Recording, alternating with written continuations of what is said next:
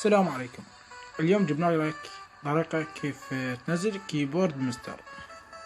حبايب قلبي تتابعوا وياي.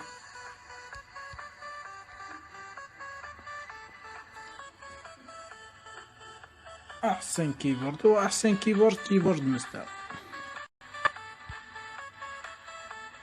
شوف حبايب قلبي، هواي منزل بيه اشياء وتقدر تحفظ يعني شي روابط.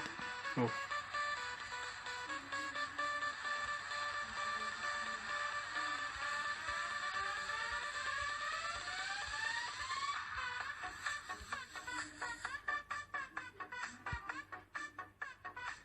شوف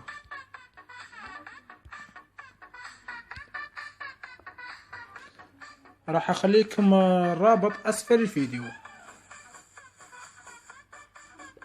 لان ما احب تقولوا تعال خاص وما تعال خاص، لا ما يحتاج. اكو باقي الشباب اللي على اليوتيوب بيخلوا لك الرابط، يقول لك تعال على الخاص يلا اعطيك الرابط، لا انا اعطيك الرابط من انا وانت بعد. وهاي شغلة مجربة حبايب قلبي.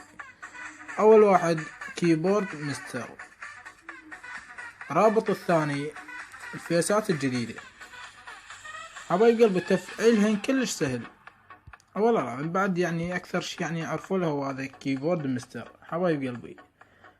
ولا تنسوا الاشتراك ويانا، واذا طلع خلل بالرابط تركوا لي الرسالة بالتعليقات حبايب قلبي. اذا عجبكم الشرح دوسوا لايك، واذا ما عجبكم الشرح دوسوا ديسلايك. وحبايب قلبي تحياتي لكم.